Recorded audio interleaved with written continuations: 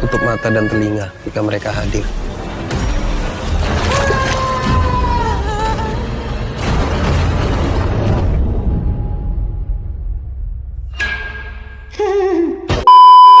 Assalamualaikum warahmatullahi wabarakatuh. Terima kasih yang sudah klik video ini. Ketemu lagi di channel Kembang Wingits. Bersama saya Hendra di sesi Saib, Saksi Gaib. Mau percaya tapi tidak ada, mau nggak percaya, tapi mereka itu ada. Kalian sudah nonton film Di Ambang Kematian belum? Baru kemarin, saya ini nonton filmnya dan itu sangat bagus sekali. Buat kalian yang belum nonton film ini, buruan nonton deh, karena filmnya ini sangat bagus sekali. Nah, pada kesempatan kali ini saya mau menceritakan secara ringkas tentang pesugihan kandang bubrah atau yang sudah dijadikan film Di Ambang Kematian ini ya.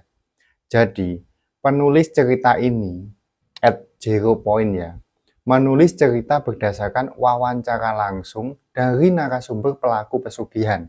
Oke, tanpa banyak cincong, langsung ambil cemilan, pasang headset kalian, kencangkan volumenya, rebahkan badan, pejamkan mata, dan kita mulai.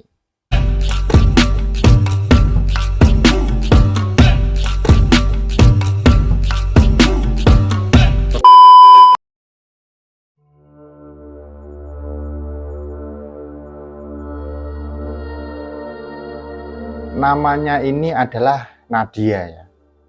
Nadia ini adalah seorang anak bungsu dari 2 bersaudara.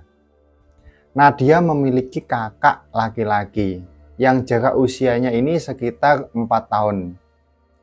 Jadi meski mereka ini sering bertengkar, tapi dulu kakaknya ini mengajarkan banyak hal pada si Nadia, yang mana sampai sekarang ini telah menjadi kebiasaan. Misalnya tutup mata dan telinga ketika dia datang.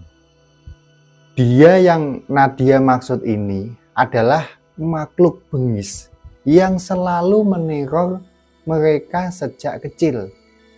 Tubuhnya ini manusia, namun kepalanya ini berwujud kambing dengan tanduk-tanduk yang meruncing.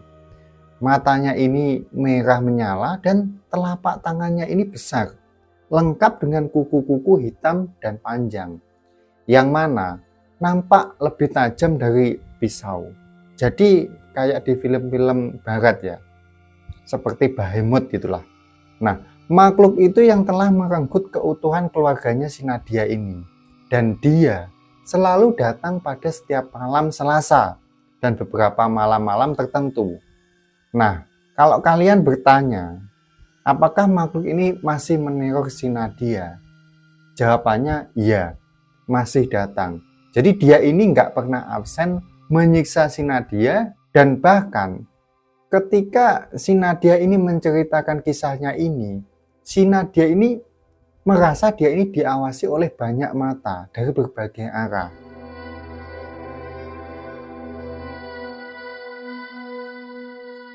Si Nadia ini dan keluarganya tinggal di salah satu kota besar di Jawa Timur. Dulu keluarganya ini bisa dibilang keluarga yang bahagia banget. Semua nyaris terasa sempurna. Memiliki kedua orang tua yang lembut, mengayomi, tak pernah kasar, dan pejuang keluarga juga.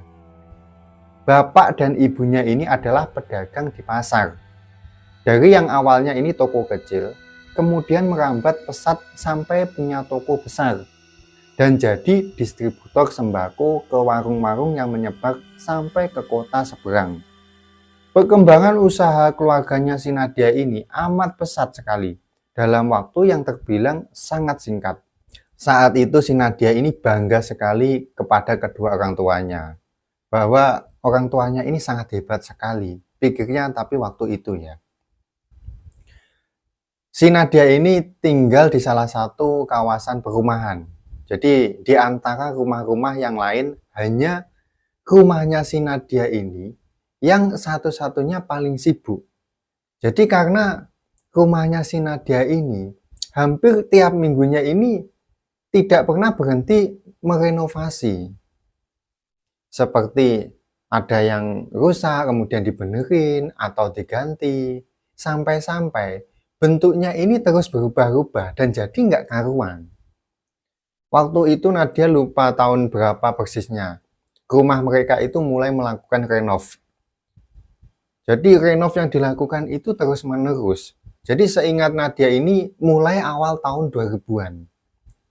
Nah, waktu itu si Nadia masih kecil. Sedikit informasi, Nadia ini kelahiran 97. Jadi waktu itu tahun 2000-an, berarti sekitar 3 tahun. Di saat ekonomi keluarga Nadia ini meroket, namun justru hubungan keluarga mereka ini menjadi tak terasa seerat dulu, sewaktu masih menjalani hidup sederhana.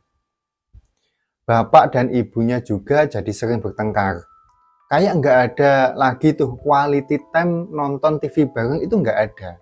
Padahal dulu-dulunya ini ada. Bapak ini juga jadi temperamental. Mereka satu keluarga dilarang untuk bersih-bersih rumah. Nah, kalau aja ada salah satu dari mereka ini ketahuan mengepel lantai saja, bapak ini pasti langsung marah-marah dan mengucapkan kata-kata, "Kamu mau mati?" Nah, itulah yang membuat rumah si Nadia ini besar, namun kotor dan lebih cocok disebut kandang dibandingkan dengan rumah. Kadang Nadia ini malu kalau setiap ada teman yang main ke rumahnya, jadi serba salah. Awalnya ini semua baik-baik saja, sampai suatu ketika gelagat ibu ini menjadi aneh. Jadi ibu ini jadi sering melamun, pandangannya ini sering kosong. Dan ibu ini mulai sakit-sakitan waktu itu. Setiap malam di atas jam 12, ibu ini selalu melindur. Jadi melindur ini tidurnya ini sambil berjalan ke arah halaman belakang. Jadi ibu ini di halaman belakang, cuman diem saja sambil melihat ke arah pohon jambu yang ada di belakang rumah. Nah, terkadang juga melindur ini jalan ke arah luar rumah, tapi cuman jongkok di teras. Nah, sambil melamun dengan tatapannya ini kosong. Ibu ini juga sering berteriak-teriak histeris. Ketakutannya ini seperti disergap makhluk yang mana hanya dia sendiri yang bisa melihatnya. Nah, waktu itu kami berpikir, oh mungkin ini dampak dari demam ibu. Soalnya memang waktu itu ibu ini lagi demam. Sampai tak lama berselang, Nadia ini melihat bapaknya ini membawa 2 kepala kambing hitam. Tapi ketika ditanya sama kakaknya si Nadia ini, malah bapaknya ini menyuruh mereka semua masuk kamar. Sejak saat itu, Nadia ini masih ingat kata-kata terakhir yang sering diucapkan sama ibu ke Nadia ini dan juga kakaknya sebelum meninggal. Jadi ibunya ini berkata, "Maafin ibu ya, kalian harus nurut sama bapak, biar kalian ini hidupnya selamat." Nah, seringkali ibu ini nangis setiap mengucapkan kata-katanya tadi. Dan yang bikin Nadia dan kakaknya juga jadi ikut menangis juga. Setelah itu, sakitnya ibu ini semakin parah waktu itu. Demamnya ini sering membuat ibu ini sampai kejang-kejang. Sampai hari mengerikan itu terjadi. Saat itu kami sedang makan di ruangan tengah yang tak memiliki sekat dengan dapur. Nah, waktu itu ibu tiba-tiba bilang haus terus mau mengambil minum ke belakang. Tapi ibu malah masak air di panci besar. Nah, Nadia ini mengira mungkin ibunya ini mau mandi air hangat. Lah katanya tadi haus, mau minum. Tapi kok malah masak air, padahal di dapur itu ada minuman.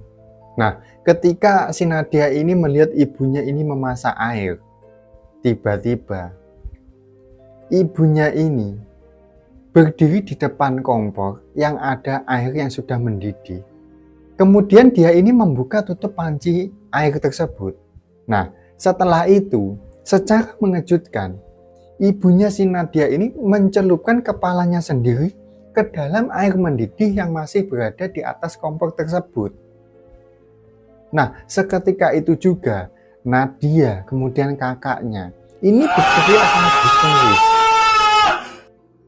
Kemudian bapaknya si Nadia ini sigap berlari menghampiri si ibu. Namun ketika kepala itu ditarik paksa dari dalam panci, sampai tubuhnya ini terjatuh ke lantai, ibunya ini nampak kejang-kejang waktu itu, tanpa bola mata hitam. Jadi matanya ini putih semua.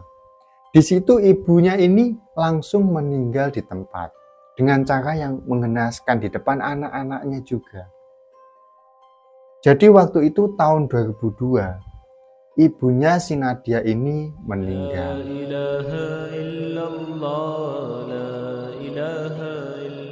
Setelah kepergian ibu, rumah si Nadia ini mulai semakin banyak teror yang menjadi-jadi. Dan mereka ini mulai dihantui oleh makhluk kepala kambing yang mana kehadirannya ini telah diundang. Kematian ibunya Nadia ini dan bagaimana cara dia ini meninggal masih terus terngiang-ngiang di kepalanya Nadia. Kok bisa gitu loh. Nah, itu merupakan duka pertama yang dialami oleh Nadia ya waktu itu. Sampai sekarang tidak diketahui pasti apa alasannya ibu ini meninggal. Namun, orang-orang yang nggak tahu yang di luar sana mengatakan bahwa ibu ini mengalami depresi tingkat akut dan gangguan kecemasan. Nah, entah informasi tersebut bersumber dari mana, semua opini tentang ibu si Nadia ini berkembang secara liar begitu saja. Yang terkadang membuat si Nadia dan kakaknya ini ikut merasa tersinggung. Ya walaupun tersinggung, cuman Nadia dan kakaknya serta bapaknya ini ya cuman bisanya diam saja, menyimpan kekesalan sendiri. Lanjut cerita ya. Hari-hari tanpa ibu terasa jauh berbeda. Bapak ini juga jadi jarang pulang dan sering tidur di toko. Rumah sebesar ini cuman dihuni oleh Nadia dan juga kakaknya waktu itu. Sejak usaha bapak ini berkembang, bapak ini tidak pernah mau memakai pembantu rumah tangga. Alasannya sih karena dia ini nggak suka kalau ada orang luar di antara mereka. Alhasil, ibulah yang selama ini mengurus semua pekerjaan rumah sendiri. Dan di waktu bersamaan, ibu ini juga membantu usaha bapak di pasar. Namun yang sangat terasa berbeda ialah suasana rumah ini. Bahkan Nadia sendiri ini merasa asing di rumah sendiri. Suatu malam ya saat itu, sebelum 40 hari meninggalnya ibu. Waktu itu tengah malam, kakaknya si Nadia ini mengetuk-ngetuk kamarnya. Kakaknya ini tampak gemetaran, ketakutan, dan wajahnya ini banjir keringat. Namun malam itu, kakaknya Nadia ini nggak bercerita apa-apa.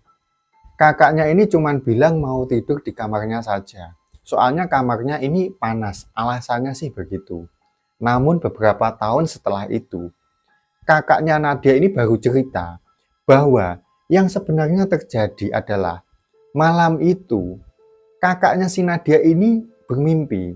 Jadi dia ini bermimpi melihat ibu ini di kerangkeng rantai besi. Ibunya ini menangis kesakitan dan berteriak menyuruh si kakaknya Nadia ini lari. Tapi kemudian ada makhluk hitam besar berbulu yang menyergap kakaknya ini.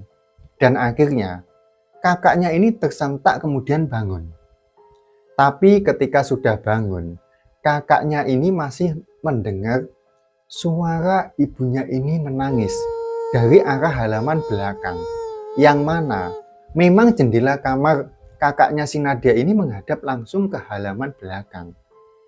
Jadi suara ibu itu menangis merintih, terdengar begitu jelas dan tak berhenti.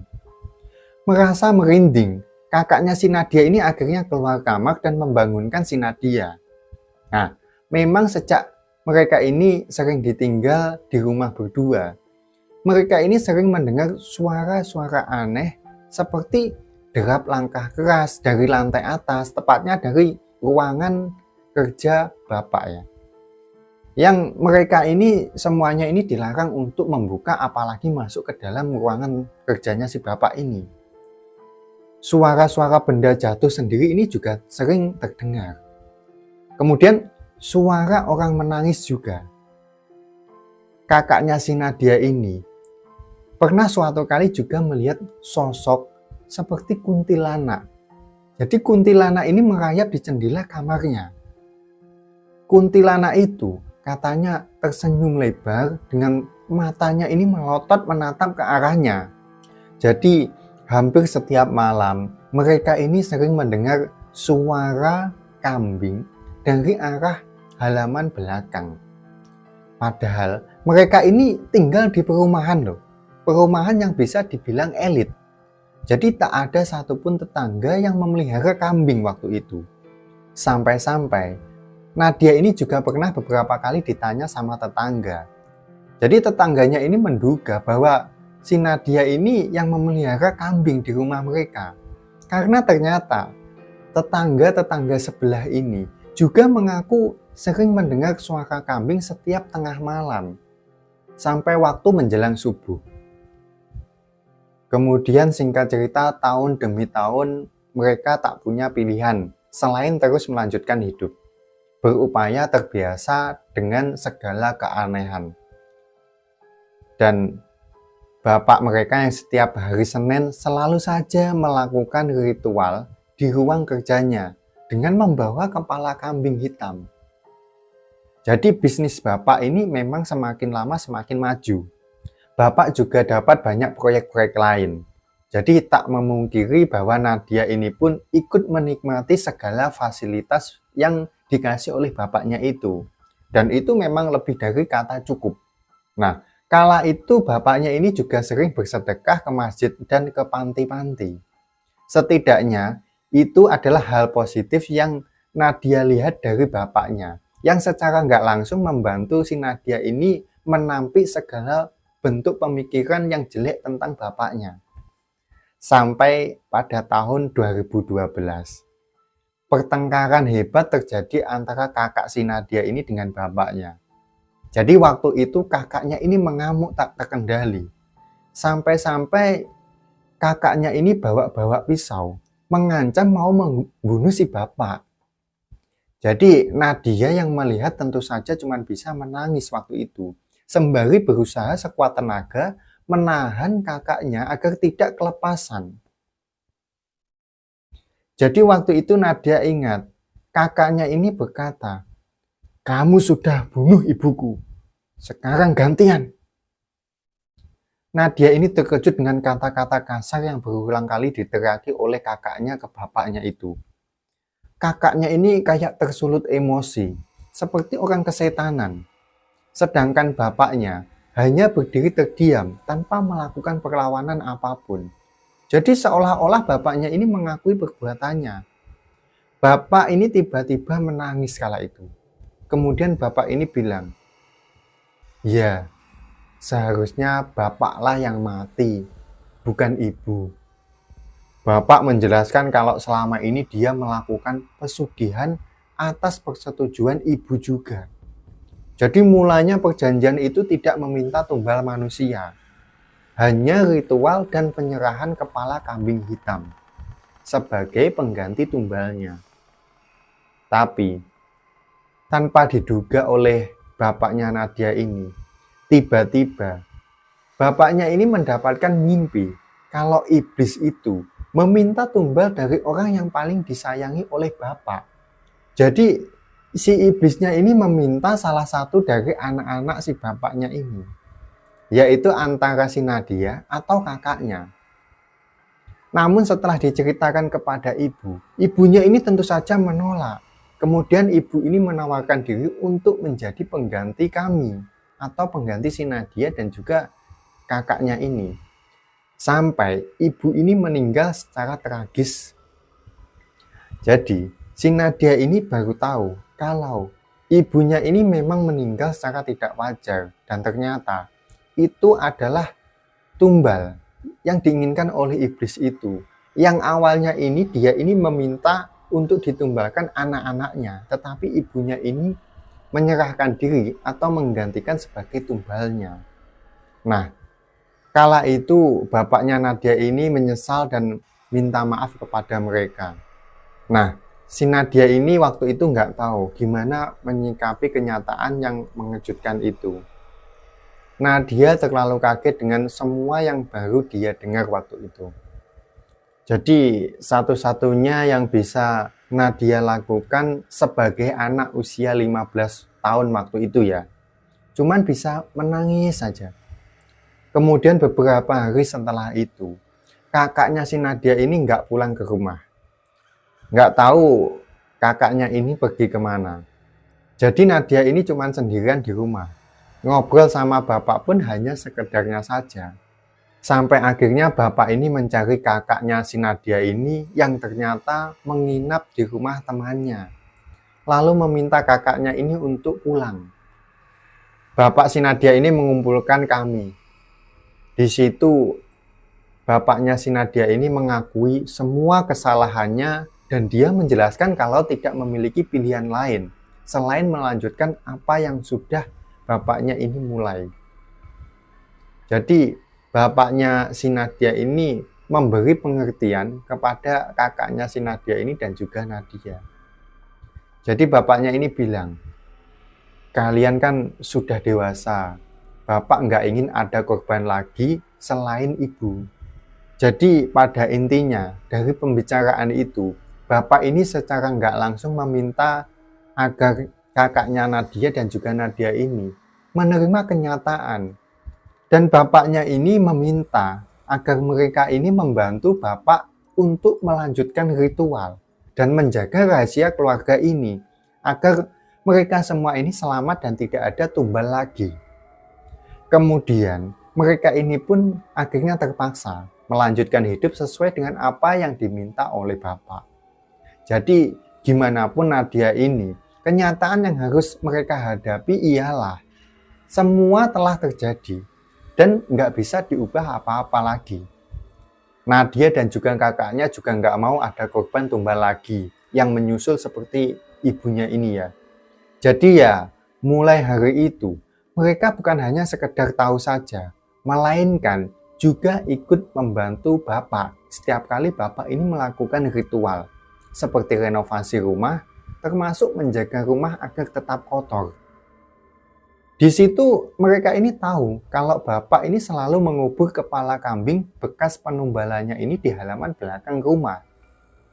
Seingat si Nadia ini langsung tertuju pada suara-suara kambing yang mereka dengar. Dan para tetangga ini juga sering dengar setiap malam sampai menjelang subuh. Nah, semakin hari semakin banyak serangga bahkan kalajengking yang gak tahu dari mana sumbernya. Tapi seperti keluar dari sela-sela lantai. Habis itu, bapak ini langsung mengganti semua keramik di dalam rumah itu. Sumpah, benar-benar rumah itu nggak nyaman banget waktu itu di pikirannya Nadia ini. Rumah yang seharusnya jadi tempat tenang, malah setiap hari ini rasanya selalu was-was. Dan benar saja, meski mereka telah berusaha untuk memenuhi kemauan bapak ini dalam membantu setiap ritual, tapi yang dikhawatirkan tetap saja terjadi. Beberapa bulan setelah itu, masih di tahun yang sama ya, yaitu tahun 2012. Kakak ini meninggal secara mendadak dengan sekujur tubuh membiru.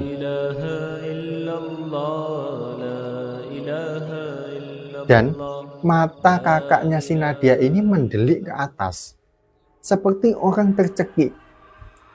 Sempat dibawa ke dokter waktu itu ketika kakak ini masih kejang-kejang. Namun ternyata kakak ini sudah meninggal sejak di perjalanan ke rumah sakit. Dokter bilang penyebab kakak meninggal ialah karena penyumbatan pembuluh darah yang kemudian berdampak ke paru-paru dan jantung. Sepengetahuan si Nadia ini, kakak ini adalah orang yang paling jarang sakit di antara mereka. Jadi itu semua tentu tidak masuk akal bagi si Nadia. Dan lagi-lagi, si Nadia ini cuma bisa menangis waktu itu. Nah, hari itu Nadia ini benar-benar membenci bapaknya itu. Karena ya memang sudah ditinggal ibu, kemudian lanjut ditinggal oleh kakaknya. Dan penyebab satu-satunya ini adalah bapaknya sendiri. Nah, tapi sehabis itu, Nadia ini justru mengalami banyak kejadian aneh lagi. Dan teror yang bikin Nadia ini sulit untuk tidur. Seolah Nadia ini juga bisa melihat mereka yang tak kasat mata. Jadi nggak lama setelah kematian kakaknya ini, untuk pertama kalinya, Nadia ini bertemu dengan makhluk kepala kambing itu. Satu hal yang nggak pernah Nadia bayangkan semasa hidupnya ialah ketika hidupnya seperti sudah tidak memiliki batas dengan mereka yang tak kasat mata.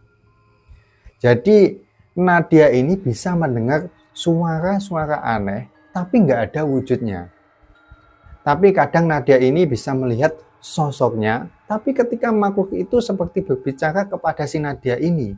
Namun Nadia ini tidak bisa mendengar suaranya. Jadi kayak cuman mangap gitu, tapi nggak ada suaranya. Nah, Nadia ini nggak tahu kenapa semua itu bisa terjadi. Tapi yang pasti, hidup tanpa batas dengan mereka atau yang nggak kasat mata ini, membuat si Nadia ini malah seperti orang gila, yang nggak bisa membedakan mana halusinasi dan mana yang realita. Nadia ini sempat berpikir kejiwaannya mungkin terganggu. Kemudian Nadia ini minta sama bapak untuk ke psikolog. Namun setelah datang ke psikolog, nggak ada perubahan sama sekali. Yang ada malahan kian hari, mereka atau makhluk ini terus mengganggu Nadia sampai Nadia ini jatuh sakit, demam tinggi, dan hampir 1 bulan ini Nadia ini nggak sekolah. Jadi Nadia ini merasa menjadi manusia paling aneh ketika melihat mereka yang orang lain ini nggak lihat. Dan itu benar-benar susah banget buat bisa berpura-pura jadi orang normal seperti dulu. Jadi, kata si Nadia ini, mereka makhluk bengis yang berkaitan dengan pesugihan yang Bapak lakukan, yaitu makhluk si kepala kambing ini. Jadi, Nadia ini lupa kapan tepatnya ya. Kira-kira ini terjadi sekitar beberapa minggu setelah kematian kakaknya ini. Waktu itu Nadia ingat, waktu itu tengah malam, sekitar jam 1. Jadi Nadia ini mendengar suara bapak ini ketawa keras sekali dari ruangan kerjanya di lantai atas. Nah, saking kerasnya itu, sampai membuat si Nadia ini kebangun dari tidur. Nah, Nadia ini mencoba, ya sudahlah bodo amat, lanjut tidur dia ini. Tapi kemudian Nadia ini tiba-tiba mendengar suara langkah orang lari kenceng banget dan terdengar ramai sekali di depan kamarnya ini. Kemudian Nadia ini penasaran karena itu yang mengganggu tidurnya. Jadi Nadia ini berinisiatif untuk keluar untuk memeriksa apa yang lagi bapaknya ini lakuin. Nah, pas Nadia ini keluar kamar, langsung kecium bau dupa dan kemenyan yang menyengat di hidungnya. Di pikiran Nadia ini, ritual apa ini kok rame-rame? Kemudian Nadia ini beraniin diri untuk naik ke lantai atas. Nah, pas sampai di depan ruang kerjanya bapak, Nadia ini mendengar suara nafas berdengus kasar. Dan temponya ini cepat. Awalnya ini ya, Nadia ini ragu-ragu untuk membuka pintu ruangan itu. Ya karena teringat pesan bapak untuk jangan coba-coba masuk ke ruangan kamar itu. Tapi suara yang Nadia dengar itu semakin keras. Jadi Nadia ini juga takut sebenarnya. Kalau terjadi apa-apa sama bapaknya tadi. Nah, rasa penasaran si Nadia ini mengalahkan ketakutan si Nadia ini. Pelan-pelan, si Nadia ini membuka pintu kamar itu. Sekedar agar bisa mengintip. Namun, betapa terkejutnya Nadia ini ya, ketika yang Nadia lihat ini ternyata bukan bapaknya, melainkan makhluk setengah manusia dengan kepala kambing. Dan tanduknya ini meruncing. Terlihat makhluk itu sedang makan dengan lahap, seperti binatang buas yang kelaparan. Jadi dia ini duduk membelakangi si Nadia. Kemudian Nadia ini mencoba melihat apa yang dia makan. Dan tahu apa yang dia makan. Sampai hari ini pun Nadia masih nggak percaya jika mengingat kejadian itu. Nadia ini masih berharap apa yang Nadia lihat ini cuma halusinasi. Tapi Nadia ini melihat secara jelas dan nyata. Makhluk itu lagi makan potongan-potongan tubuh. Dan potongan tubuh itu yang gak lain adalah mayat dari kakaknya sendiri. Waktu itu Nadia ini shock. Mau teriak ini tapi gak bisa, mau lari ini badannya ini kaku. Waktu itu Nadia cuma berdiri dengan tubuh gemetaran. Dan makhluk itu menengok ke arah si Nadia. Mata merah makhluk itu menyorot tajam dan secepat kilat. Dia ini berbalik badan ke arah si Nadia. Lalu menyergap si Nadia ini seperti akan menerkam. Habis itu tiba-tiba pandangan si Nadia ini gelap. Nadia tiba-tiba terbangun di kamarnya sendiri. Kepalanya ini rasanya pusing waktu itu. Dan badannya ini terasa remuk pada sakit semua. Seperti habis dibanting. Di lengannya dan badannya ini juga banyak luka-luka. Seperti luka cakar. Nadia memanggil bapaknya. Dan bapaknya bilang kalau semalam si Nadia ini pingsan di depan ruang kerja si ayahnya ini. Mendengar bapak ngomong kata ruang kerja, seketika Nadia ini teringat kejadian yang dia lihat tadi malam, yang bikin Nadia ini sampai pingsan. Nadia langsung gemetaran. Nadia nangis, takut banget. Nadia menceritakan semuanya ke bapak. Tapi respon bapaknya ini malah mengelak. Bapaknya ini berkata, yang kamu lihat itu salah, nggak mungkin. Kan kamu lihat bapak sendiri yang makamin jenazah kakak. Jadi ya nggak mungkin. Bapak ini beranggapan bahwa Nadia ini melindur. Ya, Nadia ini berharap yang bapak bilang itu benar. Tapi yang Nadia lihat ini tadi malam benar-benar nyata. Kalau Nadia ini cuma halusinasi, terus apa penyebabnya luka-luka di badannya si Nadia ini? Nah, waktu itu Nadia setiap makan selalu mual karena selalu teringat kejadian tadi malam. Makhluk kepala kambing itu makan mayat kakaknya. Dan sejak hari itu, si kepala kambing itu selalu datang menampakkan dirinya setiap malam Selasa. Dia ini selalu mengganggu si Nadia dan bikin Nadia ini jadi kayak orang gila yang gak bisa hidup normal. Bertahun-tahun Nadia merasa seperti kayaknya lebih baik mati dibanding terus hidup kayak gini. Jadi di pikirannya Nadia itu begitu. Bapak ini masih terus melakukan ritual rutin penumbalan kepala kambing.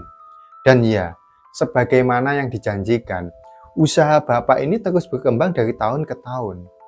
Tapi hidup si Nadia ini semakin terus kesiksa. Dan gak pernah lagi merasa tenang. Selalu seperti diawasi dan was-was terhadap setiap kemungkinan terburuk yang mungkin aja terjadi kapanpun. Kemudian singkat cerita, Nadia ini kaget. Tiba-tiba bapak ini mengajak Nadia pergi ke satu daerah di ujung Pulau Jawa.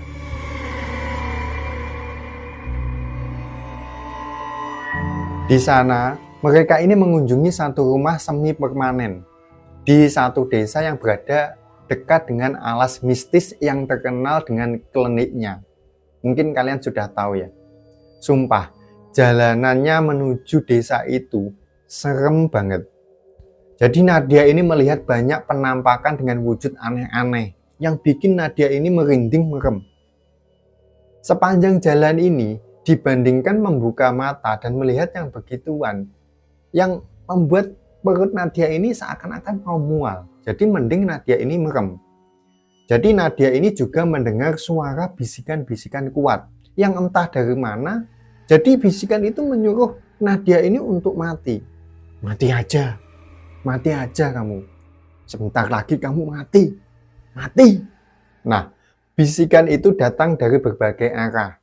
Dan yang bisa Nadia lakuin waktu itu cuman ya menutup telinga aja. Dan juga merem di sepanjang perjalanan.